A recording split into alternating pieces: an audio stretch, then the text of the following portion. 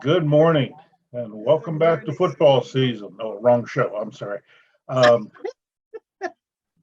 we are speaking this morning about spiritual normalcy, but of course we can't, go through September 11 in this country at least without at least acknowledging the events of 2001. Personally, I honor all of the heroes of that day. I recognize the sacrifice of so many people who we lost on that day. And I am really ready to get past it, and I hope the world is too. Jeff Parnes, founder of New York Says Thank You, wrote about today, saying, when Americans lend a hand to one another, nothing is impossible. We're not about what happened on 9/11. We're about what happened on September 12th. And I want everyone to just take that in their heart and remember that tragedy is tragedy, but the way we come together afterwards is what Spirit is all about. So here we are, another day. The sun came up in the east into rainy skies as usual. Bacon sizzles on the frying pan and burns to a crisp again. Traffic will be heavy and some idiot will do something stupid to make it worse, as usual. The boss will call a project status meeting that everyone thought was next week, or a teacher throws a test on a book they never assigned. Just another day in the mines. No daylight, no fresh air, no change in routine. Typical. An earlier generation in military service coined a term for it, SNAFU, situation normal, all fouled up. Of course, their version was a little more colorful, and I'll let you use your imagination. SNAFU was even used as a cartoon character to demonstrate all of the things that you can do wrong while serving your country.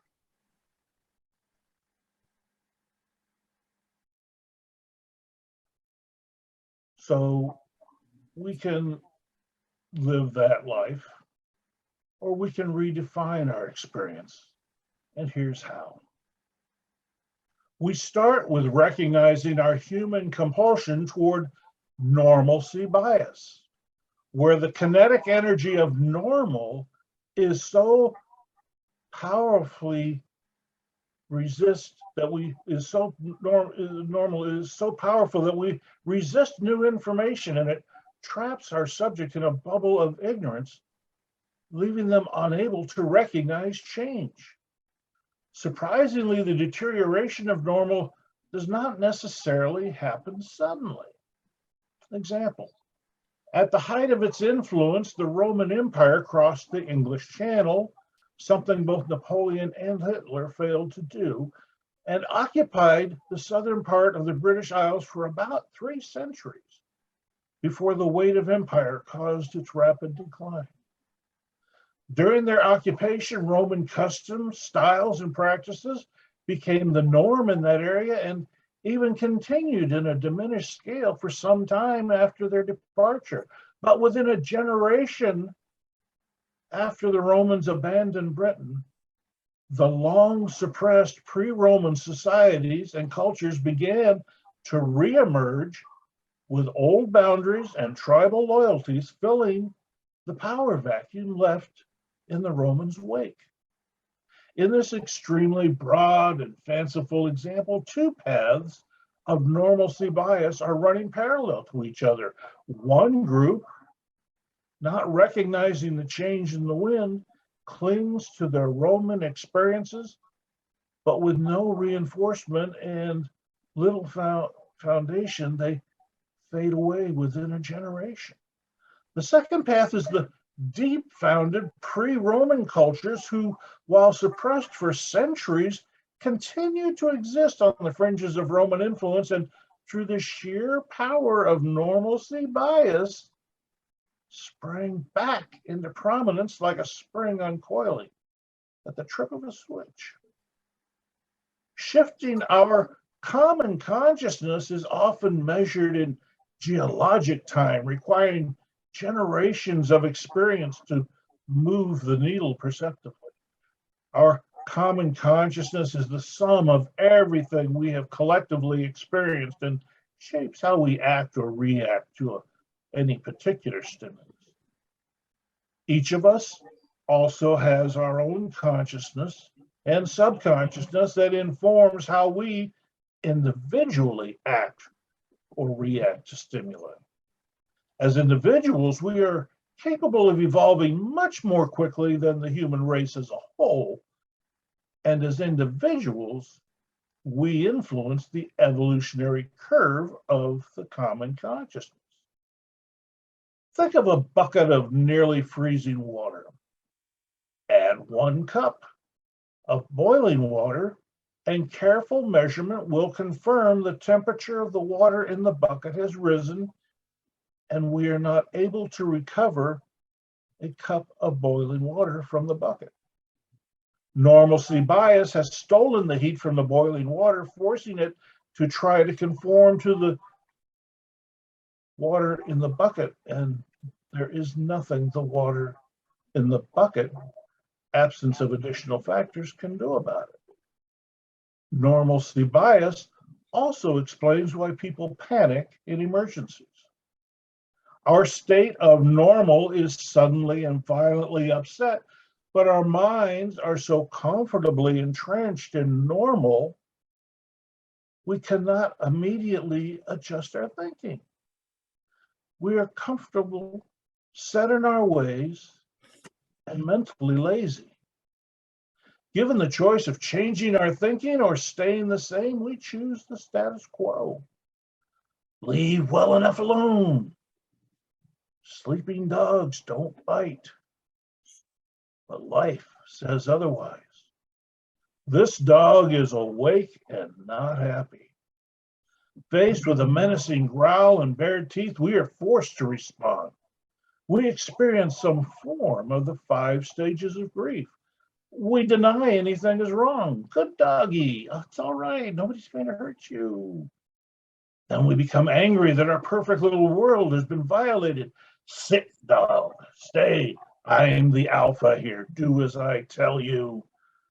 Then we mentally run through a hastily compiled list of reasons this should not be happening and fight to regain control of the situation. Here's a treat, doggy. I'm your friend. Go after that guy. He's the one who woke you. We watch our power and esteem fade away and spiral downward into despair. Please don't hurt me, doggy. And reality sets in. Our brains click into gear. Feet, don't fail me now. Then we run because there's nothing else we can do. For experiences like the death of a loved one, we usually pass through these stages fairly quickly and in a short time, depending on the depth of the relationship, a new normal sets in. Some life-changing experiences are much more challenging to deal with, however. Some people are just much better suited to deal with the unexpected. And for some, reality simply takes a vacation. Many of you have used the example of repetitious military training as comparison to how our spiritual practice is strengthened over time. The absolute chaos of combat requires individuals to act and react in predictable, practiced ways, to perform the actions expected of them without thinking about the steps of the task at hand or the chaos going on around them. Just as our uniformed brothers and sisters learn their duties in peaceful, controlled environments, building confidence and skill until muscle memory supplants external stimuli, we practice our spirituality into our normalcy bias. We come to church, mingle with like-minded people, say our affirmations, declare our unity with spirit, and do affirmative treatments to enrich our lives. We do our daily practices of meditation, prayer, and mindfulness. Then life throws something ugly in our faces, and we are in the chaos of combat. We know the natural state of spirit is peace, but do we remain peaceful? We know the nature of spirit is to love, to give without judgment, to create and build, but are we free of judgment in this moment? Are we feeling love? Are we building or looking for something to destroy? A relationship, a career, ourselves? When our normalcy bias leans toward self-destruction, we can count on spirit to provide rainy days for us and to burn our bacon. If we truly believe we live under a cloud of bad luck, our highways will always be jammed, and spirit will provide more idiots than we can imagine to populate our water cooler stories of woe. When we assume the mantle of victim, spirit is obliged to run us afoul of one authority or another. In the Essential Ernest Holmes on page 30, we are surrounded by an intelligent law which receives the impress of our thought and acts upon it. This is the law of our life, and we may use it consciously for definite purposes. The manner in which we address life shapes how we experience it. Todd Mitchell, writing in The 12 Conditions of a Miracle, sorry, this is long, but it's important. Alignment is analogous to what a sailor does with a sailboat. The currents of the winds and the water surging all around a sailor are constantly changing. Very difficult to predict and totally out of his control, but the sailor has experience on his side. He understands the nature of the currents of wind and water. He knows precisely how to trim his sails and adjust his rudders so that the current carries him exactly where he wants to go. It may seem as though the great currents of your world are wild and turbulent too. Sometimes the currents carry you in the right direction, but more often it seems as though you are struggling against them. You feel so helpless, you simply sigh in resignation when things go awry, but part of you knows that there is more. Part of you knows that you were not born as a child of spirit to be a helpless victim, blown about haphazardly by random forces. Part of you knows that you are meant to master the art of sailing, that you were meant to soar gracefully. Now, the sailor does not sail perfectly the first time out, but learns from its mistakes, observing how others successfully perform and adjust their thinking until success becomes commonplace. Science and the science of mind is persistent failure culminating in verifiable success.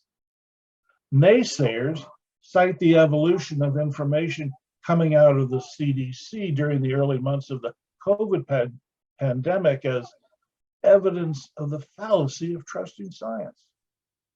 What they fail to recognize is the real-time evolution of the science we were all experiencing in our 24/7 news cycle world.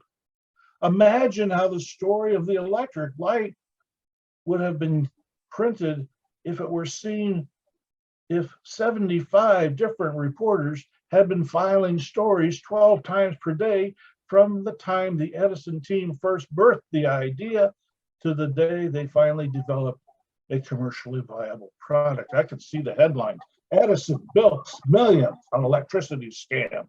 Kerosene lights first time every time. They said it couldn't be done, and it can't. Is Edison secretly working for the oil monopolies? Not to mention the number of improvements that rapidly followed.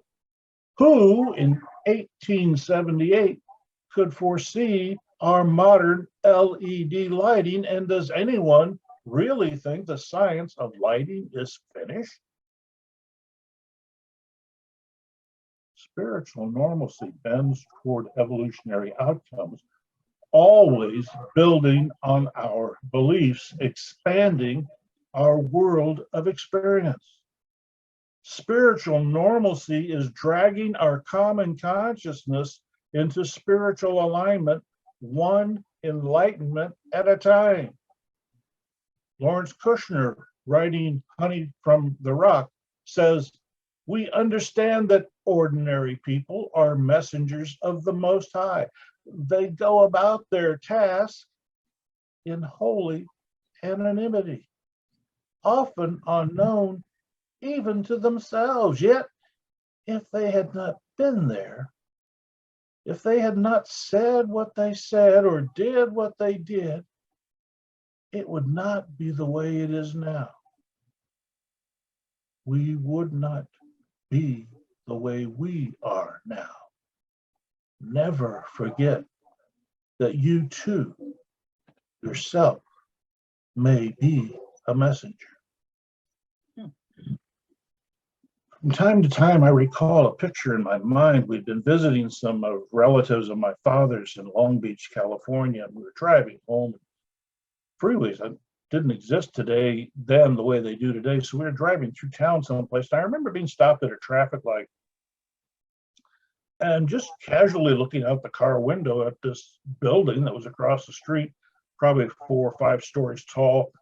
And I could see 2 guys, must have been an apartment window, and they were in tank top shirts. It must have been a summer afternoon. It was hot. Their window was open. Didn't have air conditioning, of course, in those days. And that picture's in my mind. And that picture has been in my mind for over 65 years now. And I have no reason to know why. But it's there. And I think about it sometimes, and I think it's just there to remind me that there is more to this life than what I am experiencing. There are random people everywhere doing random things that I'll never know, I'll never understand their contribution, and yet that picture of them is still in my mind.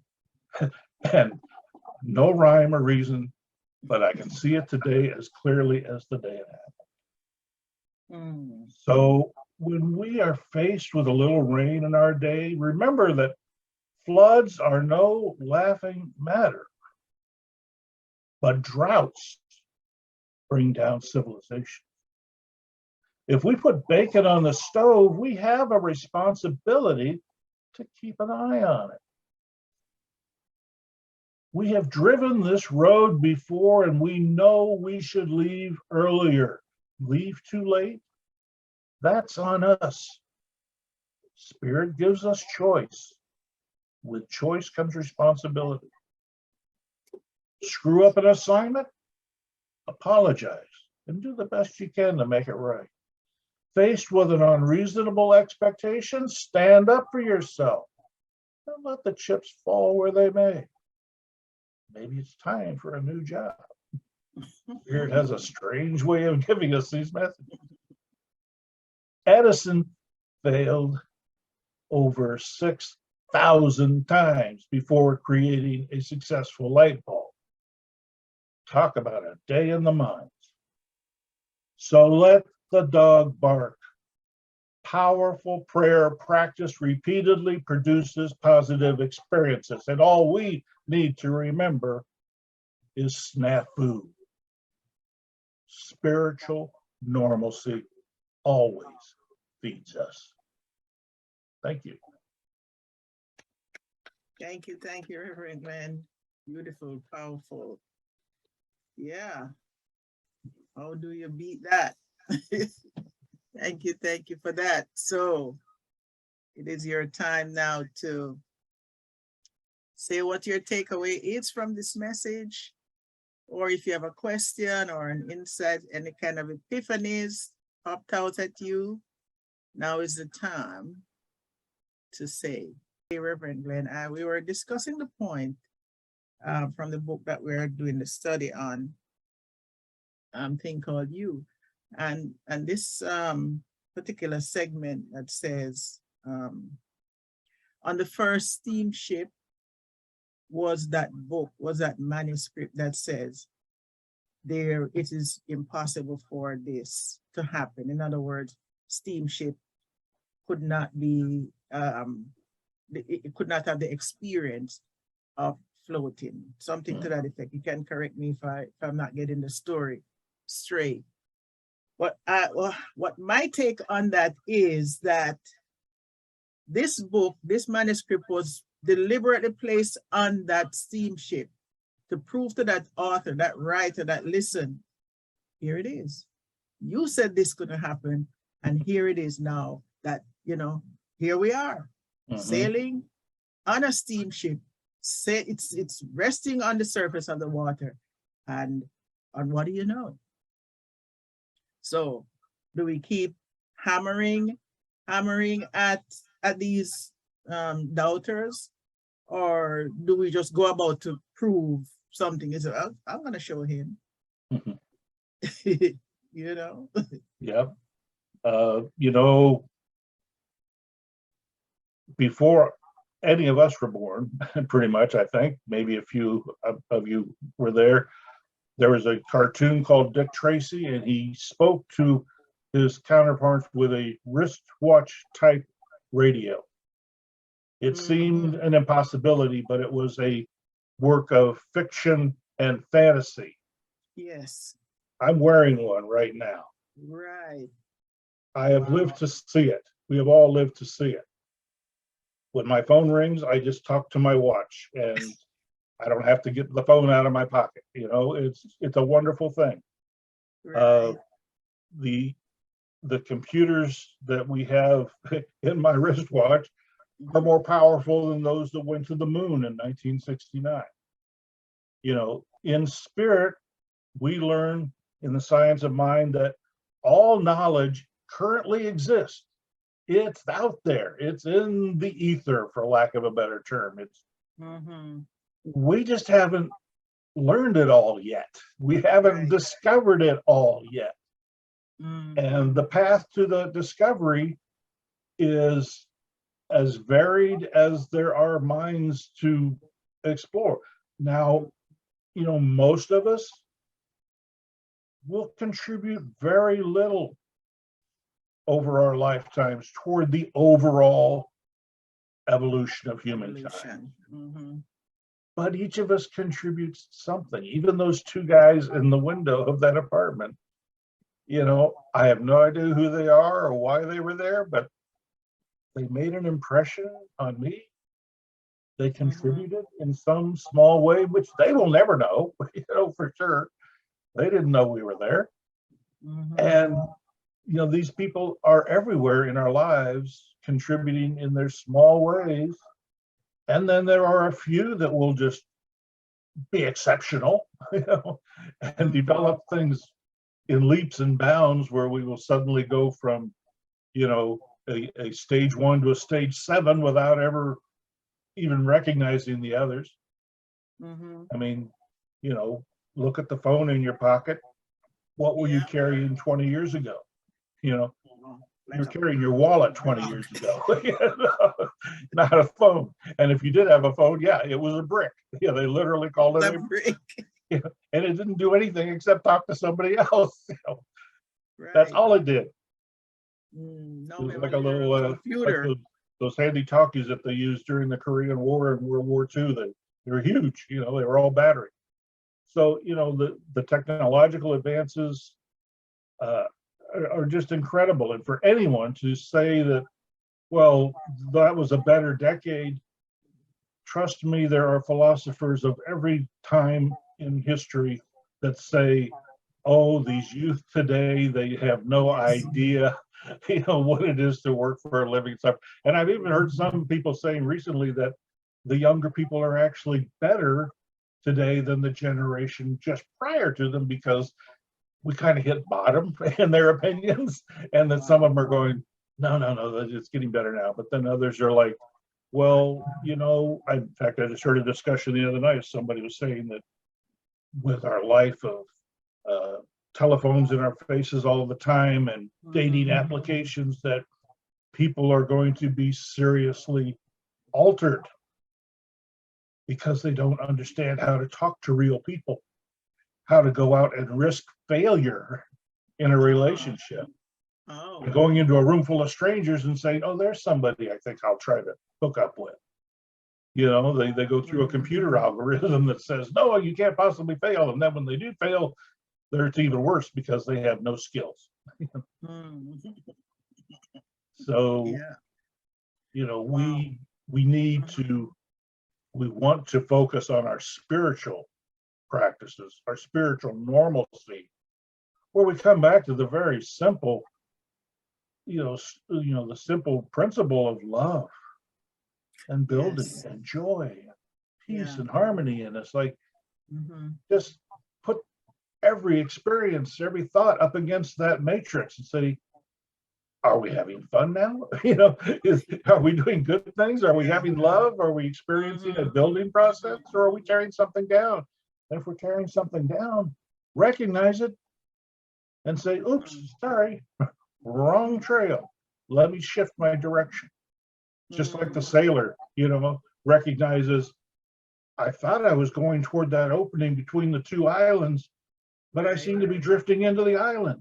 Well, I can continue to drift into the island, convinced I'm doing the right thing, or I can say, I seem to be drifting into that island. Maybe I should alter my rudder a little bit or change the setting on my sail a little bit so that I push, there's something happening here that I'm not aware of, but I can adjust to it. Right. If the current under my boat is pushing me in the wrong direction, I need to compensate for that. Right. And my spiritual practice says, something needs to be altered here. Something needs to be adjusted and get me back so that I don't wreck my boat on that island, because it's kind of useless to me piled up on the rocks. Yes, you're so right. It's really predicated on our ability to change and to accept the change and move along with the time, knowing that, 5 years ago, 10 years ago, 50 years ago, it's just not gonna happen anymore. Yeah. Yeah. I was dealing with this lady who she lost her daughter in a very, I would say, we would describe it as brutal.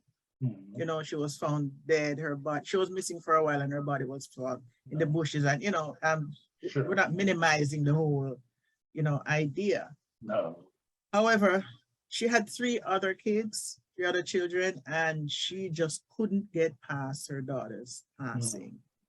And what happened with her is that she started hoarding stuff in the house. She just go shopping and she just buy things and she fill up one room. And when one room is filled, she fill up another room, and she just, all the therapy in the world that her other children tried. They tried, paying for aides and caregivers to just be with her, to, give her that kind of love and attention, and all the therapists, medication, it didn't help. She kept filling up rooms. And until the entire house was filled from top to bottom. I mean, literally.